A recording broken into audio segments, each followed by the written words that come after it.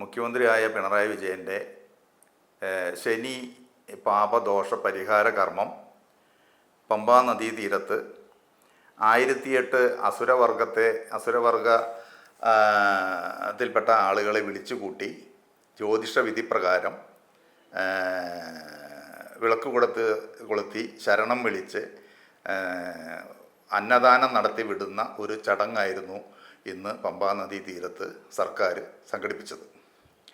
ദേവസ്വം ബോർഡിൻ്റെ മേൽവിലാസത്തിൽ സംസ്ഥാന സർക്കാർ സംഘടിപ്പിച്ച വിജയൻ്റെ പാപപരിഹാര കർമ്മമായിരുന്നു നടന്നത്.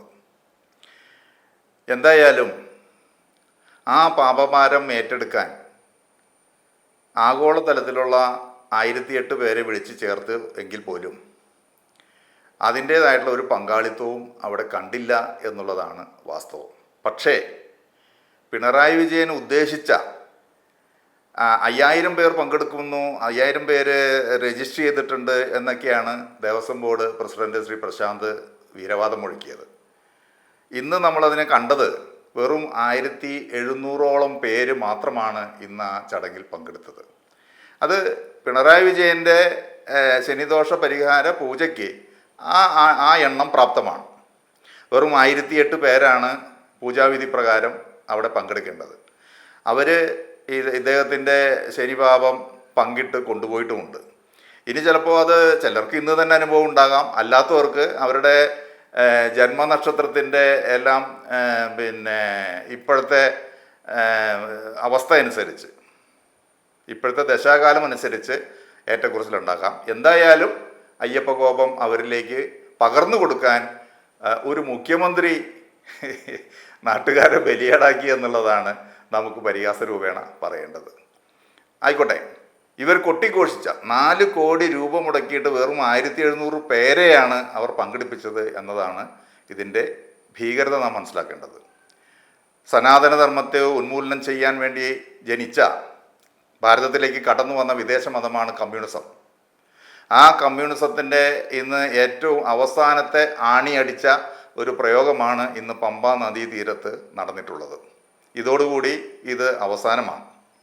അതിന് ദൃക്സാക്ഷിയാകാൻ വന്നിട്ടുള്ളത് കേരളത്തിലെ പ്രമുഖ ഹൈന്ദവ സമാജത്തിലെ പ്രമുഖ സമുദായങ്ങളായ SNDPയുടെയും NSSൻ്റെയും പ്രതിനിധികളാണ്. SNDPയുടെ ജനറൽ സെക്രട്ടറി തന്നെയാണ് ഇന്ന് ഈ സാന്നിധ്യം അറിയിച്ച് പിണറായി വിജയനെ ഭാവുകങ്ങൾ നേർന്ന് പോയിട്ടുള്ളത്. മറ്റൊന്ന് NSSൻ്റെ വൈസ് പ്രസിഡൻ്റാണ്. നാളിതുവരെ NSSൻ്റെ വൈസ് പ്രസിഡന്റ് എന്നൊരു പദവി ഇത്തരം കാര്യങ്ങളിൽ ആരെയും ഉപയോഗപ്പെടുത്താറില്ല. അത് എന്തായാലും അധികാര വികേന്ദ്രീകരണത്തിൻ്റെ ഭാഗമായിട്ടായിരിക്കാം ഒരു പക്ഷേ NSS ജനറൽ സെക്രട്ടറി വൈസ് പ്രസിഡന്റിനെ ആ നിയോഗം കൊടുത്തത്. മറ്റു ദുഷ്ടലാക്ക് അതിൻ്റെ പിന്നിലുണ്ടോ എന്ന് നമുക്ക് പറയാൻ പറ്റില്ല. കാരണം ഇവിടെ പങ്കെടുക്കുന്ന ദോഷ പരിഹാര കർമ്മമായതുകൊണ്ട് അത് ജനറൽ സെക്രട്ടറിക്ക് ഏൽക്കാതിരിക്കാൻ വേണ്ടി വൈസ് പ്രസിഡന്റിനെ പറഞ്ഞു വിട്ടതാണോ എന്ന ഒരു ദുരൂഹതയും നമ്മൾ കാണേണ്ടതുണ്ട്. എന്തായാലും ഈ 2 സമുദായങ്ങളും അതിൽ ഔദ്യോഗികമായി പിന്തുണച്ചുകൊണ്ട് പങ്കെടുത്തിട്ട് പോലും ഒരു കരയോഗക്കാരോ, ഒരു NSSൻ്റെ കരയോഗത്തിൻ്റെ ആളുകളോ SNDPയുടെ ശാഖയുടെ ആളുകളോ അതിൽ പങ്കെടുത്തില്ല എന്നുള്ളത് കൊണ്ട് തന്നെ ഈ 2 സമുദായ ദ്രോഹികളും സമുദായത്തിൻ്റെ അന്തകരുമായിട്ടുള്ള വെള്ളാപ്പള്ളിയും സുകുമാരൻ നായരും ആ സ്ഥാനം ഒഴിയണം എന്ന് തന്നെയാണ് കേരളത്തിലെ സമൂഹം ആവശ്യപ്പെടുന്നത്, ഹൈന്ദവ സമൂഹം ആവശ്യപ്പെടുന്നത്. കാരണം ശബരിമല നാമജപ പ്രതിഷേധ സമരം നടക്കുമ്പോൾ അതിന് നേതൃത്വം കൊടുത്ത് ആദ്യം രംഗത്ത് വന്നത് പന്തളം കൊട്ടാരമാണ്. പന്തളം കൊട്ടാരത്തിനോടൊപ്പം പിന്നീട് NSS കൂടിച്ചേരുകയായിരുന്നു. അത് വലിയൊരു കേരളത്തിലെ വലിയൊരു ഭക്തജന സംഗമമായി മാറി. അതിന് ഈ തല്ലലും പിടിക്കലൊന്നും ആദ്യഘട്ടങ്ങളിൽ ഉണ്ടായിരുന്നില്ല. പിന്നീട് പലരും വന്നു ചേർന്നപ്പോഴാണ് അത് അക്രമാസക്തമായ ആ സമരം മാറിയതും. NSSും പന്തളം കൊട്ടാരവും വളരെ മാന്യമായ രീതിയിൽ ആ സമരം നയിച്ചുകൊണ്ടിരിക്കെ SNDP അതിനകത്ത് കുറച്ച് ദിവസങ്ങൾ പങ്കെടുക്കുകയും പിന്നീട് പിണറായി വിജയൻ്റെ ഉപദേശം കേട്ട് വെള്ളാപ്പള്ളി ഈ സമരത്തെ സ്വാമി അയ്യപ്പസ്വാമിയെ തള്ളിപ്പറഞ്ഞുകൊണ്ട് അദ്ദേഹം പിന്നാക്കം പോവുകയും ചെയ്തു. അതിനൊരു കാരണം കണ്ടെത്തിയത് മോൺസൺ മാവുങ്കൽ എന്ന് പറയുന്ന ഒരു ഫ്രോഡിൻ്റെ വ്യാജ ചെമ്പോല അയ്യപ്പ ചരിത്രത്തിൽ ഉണ്ട് എന്ന് പറഞ്ഞ് പന്തളം കൊട്ടാരം ഇത് പ്രകാരമാണ് ഭരിക്കേണ്ടത് എന്ന് പറഞ്ഞുള്ളൊരു ചെമ്പോല ഉണ്ടാക്കിയെടുത്ത് അത് അവതരിപ്പിച്ച് സമൂഹത്തിൽ അവതരിപ്പിച്ച് അത് ഹിന്ദു വിരുദ്ധ മാധ്യമങ്ങൾ അത് ഏറ്റുപിടിച്ച് ആ സമരത്തെ ഇല്ലാതാക്കാൻ ഒരുപാട് പരിശ്രമം നടത്തി. പക്ഷെ അതൊന്നും സാധാരണ അയ്യപ്പ ഭക്തരിലേക്ക് ഏറ്റില്ല എങ്കിൽ പോലും SNDP അത് ഏറ്റുപിടിച്ച് വെള്ളാപ്പള്ളി ആ സമരത്തെ അധിക്ഷേപിച്ചുകൊണ്ട് പിന്നോക്കം പോയി. അതുകൊണ്ടൊന്നും കേസ് പ്രതിഷേധം തീർന്നില്ല, പിന്നെ കോടതിയിലേക്ക് പോയി. പക്ഷേ ഇന്ന് അതെല്ലാം അതിൻ്റെ പേരിൽ കണ്ടമാനം വെള്ളാപ്പള്ളി പിന്നോക്കം പോയെങ്കിലും SNDPയിലെ പ്രവർത്തകർ അയ്യപ്പ ഭക്തരായിട്ടുള്ള ആളുകൾ ഈ സമരത്തിൽ നിന്ന് പിന്നോക്കം പോയില്ല. അത്തരം ആളുകളും NSSൻ്റെ കരയോഗത്തിൻ്റെ ഭാരവാഹികളും സ്ത്രീകളും കുട്ടികളും അടക്കം നിരവധി പേര് പിണറായി പോലീസിൻ്റെ മർദ്ദനത്തിനും പീഡനത്തിനും വഴങ്ങി നിരവധി കേസുകളിൽ ഇന്നും പ്രതിയായിക്കൊണ്ടിരിക്കുകയാണ്. അവരെക്കുറിച്ചൊന്നും യാതൊരു ധാരണയും ഇല്ലാതെ കേസ് പിൻവലിപ്പിക്കാനോ നിരപരാധികളായ ആളുകൾക്കെതിരെ എടുത്തിട്ടുള്ള കേസുകൾ പിൻവലിപ്പിക്കാനോ ശ്രമം നടക്കാതെ എന്തൊക്കെയോ ഈ രണ്ട് നേതാക്കൾക്ക് അവരുടേതായിട്ടുള്ള ചില സാമ്പത്തിക ക്രമക്കേടുകൾക്ക് സർക്കാരിൻ്റെ ആവശ്യമുണ്ട് എന്നുള്ളത് കൊണ്ട് മാത്രമാണ് കോടതിയിൽ നിരവധി കേസുകളുണ്ട് ഇവർക്കൊക്കെ. ആ കേസുകളിൽ സർക്കാരിൻ്റെ നിലപാട് ഇവർക്ക് സഹായകരമാകണം എന്ന ദുരുദ്ദേശത്തോടെ സമുദായ അംഗങ്ങളെ വഞ്ചിക്കുന്ന ഏർപ്പാടാണ് ഈ രണ്ടുപേരും വെള്ളാപ്പള്ളിയും സുകുമാരൻ നായരും ഈ കാര്യത്തിൽ നിലപാടെടുത്തത്. സർക്കാരിന് പിണറായി വിജയനെ പ്രീണിപ്പിക്കലാണ്. അവിടെ സുകുമാരൻ നായർ എടുത്ത തന്ത്രം ഇരട്ടത്താപ്പാണ്. നേരിട്ട് പങ്കെടുക്കാതെ തൻ്റെ ഒരു അനുയായിയെ അതിനകത്തേക്ക് പങ്കെടുപ്പിച്ചുകൊണ്ട് പിണറായിയുടെ പാപം അയാളിലേക്ക് ചാർത്താനാണ് സുകുമാരൻ നായർ ശ്രമിച്ചത്. അപ്പോൾ അങ്ങനെയുള്ള ഒരു അപഹാസ്യ നാടകമാണ് ഇന്ന് നമ്മുടെ ഇവിടെ പമ്പാ നദീ തീരത്ത് കണ്ടത്. ആളുകൾ പങ്കാളിത്തം വളരെ കുറവായിരുന്നു. ഞാൻ പറഞ്ഞില്ലേ 5000 പേര് രജിസ്റ്റർ ചെയ്തു എന്ന് പറയുന്ന സ്ഥലത്ത് വെറും 1700 പേരാണ് പങ്കെടുത്തതെങ്കിൽ പോലും അത് സർക്കാരിൻ്റെ ഭാഗത്തു നിന്നും പിണറായി വിജയൻ എന്ന ശനിദോഷം ഏറ്റ ആൾക്ക് ആ 1008 പേര് മതി. അതിന് 1700 പേര് പങ്കെടുത്തു. അയാളുടെ പാപങ്ങളൊക്കെ അവരിലേക്ക് പങ്കെടുത്തവരാരാ? മന്ത്രിമാരുടെ സ്റ്റാഫ് അംഗങ്ങൾ, അത് വരും 1500 എണ്ണം. അത് കഴിഞ്ഞ് സർക്കാരിൻ്റെ ലോഗോ ഉള്ള ടാഗ് ഉപയോഗിക്കുന്ന കുറേ NGO യൂണിയൻ നേതാക്കളും അവരുടെ പിന്നണിക്കാരും. അങ്ങനെയാണ് കുറച്ച് 5000 പേർക്ക് കരുതിയെന്ന കസേരയിൽ മുൻനിരയിൽ മാത്രം കുറേ ആളുകളും പിന്നാമ്പുറത്തുള്ള കസേരകളെല്ലാം ഒഴിവായി കിടന്നത് നമ്മൾ എല്ലാ ചാനലിലും ലൈവായി കണ്ടതാണ്.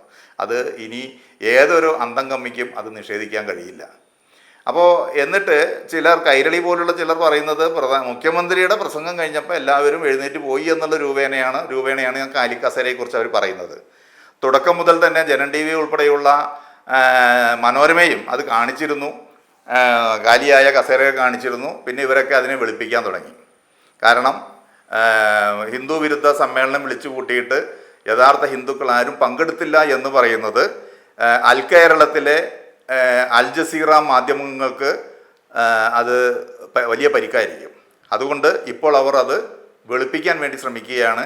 മുഖ്യമന്ത്രിയുടെ പ്രസംഗശേഷമാണ് ഭക്തജനങ്ങൾ ഇറങ്ങിപ്പോയത് എന്നാണ്. ഭക്തജനങ്ങൾ എന്ന് പറയുന്നത് മുഖ്യമന്ത്രിയുടെ പ്രസംഗം കേൾക്കാൻ വന്നവരല്ലല്ലോ. ആ പൂജയും അതിൻ്റെ ചടങ്ങും കർമ്മവും എല്ലാം തീരുന്നവരെ അവിടെ ഇരിക്കണ്ടേ. അതില്ലാതെ അവരിറങ്ങിപ്പോകുമ്പോൾ നിരീശ്വരവാദികളായ കുറേ ആളുകളെ കൊണ്ടേയിരുത്തി, ഹിന്ദുവിരുദ്ധരായ ആളുകളെ കൊണ്ടേയിരുത്തി മുഖ്യമന്ത്രിക്ക് ജയ് വിളിച്ച് മുഖ്യമന്ത്രിയുടെ പരിപാടി കഴിഞ്ഞപ്പോൾ എല്ലാവരും ഇറങ്ങിപ്പോകുന്ന അവസ്ഥ. ഇത് തന്നെ ഈ പരിപാടി വെറും അപഹാസ്യമായിരുന്നു എന്നുള്ളത് ആണ് തെളിയുന്നത്. ഞങ്ങളിതിനെ കോടതിയിൽ പോയ ആളുകളാണ്. ആ കോടതിയെ പോലും ഇവർ തെറ്റിദ്ധരിപ്പിക്കുകയും ഇപ്പോൾ അവിടെയുള്ള സ്വർണങ്ങൾ മൊത്തം അടിച്ചു മാറ്റി കൊണ്ടുപോയിട്ട് ഇനി അവിടെയുള്ളത് എന്താണെന്നുള്ളത്, കാരണം ഇതിനൊന്നും രേഖയില്ല.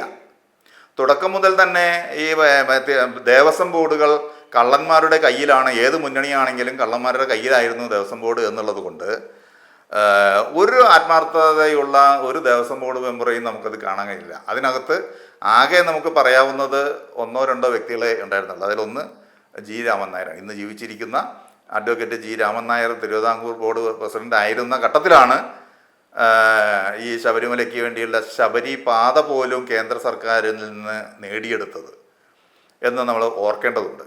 കാരണം 300 ചില്ലാൻ ഹെക്ടർ സ്ഥലത്തു നിന്നും 12.25 ഹെക്ടർ സ്ഥലം മറ്റൊരു ആവശ്യത്തിനും ഉപയോഗിക്കാതെ ശബരിമല അയ്യപ്പ ഭക്തർക്ക് മലമുകളിലേക്ക് കയറിപ്പോകാനുള്ള അയ്യപ്പ പാത നടപ്പാത നിർമ്മിക്കാൻ വേണ്ടി മാത്രമാണ് ആ സ്ഥലം കേന്ദ്ര സർക്കാരിൻ്റെ പരിസ്ഥിതി വനം വകുപ്പ് വിട്ടുകൊടുത്തത്.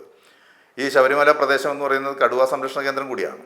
ആ സ്ഥലത്താണ് ഈ ആളുകൾ കൂടി ഈ ബഹളവും ഒച്ചമകളൊക്കെ ഉണ്ടാക്കി ഈ സുപ്രീം കോടതിയുടെ വിധിയെ പോലും മറികടന്നുകൊണ്ട് ലംഘിച്ചുകൊണ്ട് ഇവിടെ നിന്ന് ആൾക്കൂട്ടം ഉണ്ടാക്കിയത്. ആൾക്കൂട്ടം എന്ന് പറഞ്ഞാൽ 1000 പേരുടെ ആൾക്കൂട്ടം. ഇത് ഹൈക്കോടതി ഞങ്ങൾ ഹൈന്ദവീയം സംഘടനയ്ക്ക് വേണ്ടി കേസ് കൊടുത്തപ്പോൾ അവിടെ ഹൈക്കോടതി നിർദ്ദേശിച്ച മാനദണ്ഡങ്ങൾ പോലും ലംഘിച്ചിരിക്കുന്ന ഒരവസ്ഥ ഇന്നവിടെയുണ്ട്. അതിന് ഹൈക്കോടതി എന്ത് നിലപാടെടുക്കുമെന്നും നമുക്ക് പറയാൻ പറ്റില്ല, എല്ലാം രാഷ്ട്രീയമാണല്ലോ. അപ്പോൾ ഇത് ഇന്നത്തെ സംഗമം SNDPയും NSSും നിരുപാധിക പിന്തുണ കൊടുത്ത് വിജയിപ്പിക്കാൻ ശ്രമിച്ചെങ്കിലും ഒരു നായരും ഒരു ഈഴവനും ആ പരിപാടിയിൽ പങ്കെടുക്കാതിരുന്നതോടുകൂടി ഈ പരിപാടി പൊളിഞ്ഞുപോയി. പിണറായി വിജയൻ്റെ സർക്കാർ പരിപാടി പൊളിഞ്ഞു എന്ന് മാത്രമല്ല, പിന്തുണ പ്രഖ്യാപിച്ച NSS ജനറൽ സെക്രട്ടറി സുകുമാരൻ നായരും SNDP ജനറൽ സെക്രട്ടറി വെള്ളാപ്പള്ളി നടേശനും ഇളിഭ്യരായി എന്ന് മാത്രമല്ല, അവർ ആ സ്ഥാനത്തിരിക്കാൻ ഇനി യോഗ്യരുമല്ല എന്നാണ് നാഷണൽ ഹിന്ദു ലീഗിന് പറയാനുള്ളത്. ഒരു സമുദായത്തെ വ്യക്തിപരമായ താല്പര്യങ്ങൾക്ക് വേണ്ടി കൊണ്ടു നടന്ന അവസാനം എല്ലാവരാലും വെറുക്കപ്പെട്ട അവരായി മാറിയിരിക്കുന്നു ഈ രണ്ട് വ്യക്തികൾ എന്ന് പറയാതിരിക്കാൻ നിർവാഹമില്ല. മാത്രമല്ല, ഈ പരിപാടി പൊളിഞ്ഞതിൻ്റെ പ്രധാന കാരണം ഇതിൻ്റെ ശനികോപം ഏൽക്കാൻ ആരും തയ്യാറല്ലായിരുന്നു എന്നുള്ളത് കൊണ്ട് തന്നെയാണ്. ജനങ്ങളിൽ ഭക്തിയുണ്ട്, അയ്യപ്പ ഭക്തന്മാരിൽ ഈശ്വര വിശ്വാസമുണ്ട്. അത് ഇനി പിണറായി വിജയനല്ല, ഏത് ഒടയതമ്പുരാൻ വന്ന് പറഞ്ഞാൽ പോലും ഹൈന്ദവൻ്റെ കാര്യത്തിൽ തീരുമാനിക്കാൻ ഹൈന്ദവൻ അറിയാം എന്നുള്ളതിൻ്റെ പ്രധാന തെളിവാണ് ഈ പൊളിഞ്ഞു പാളീസായ ഇന്നത്തെ പമ്പ അയ്യപ്പ സംഗമം എന്ന പേരിൽ നടത്തപ്പെട്ട ഒരു ആഭാസകരമായ ഒരു പരിപാടി എന്ന് പറയേണ്ടി വന്നതിൽ ഞാൻ ഖേദിക്കുന്നു.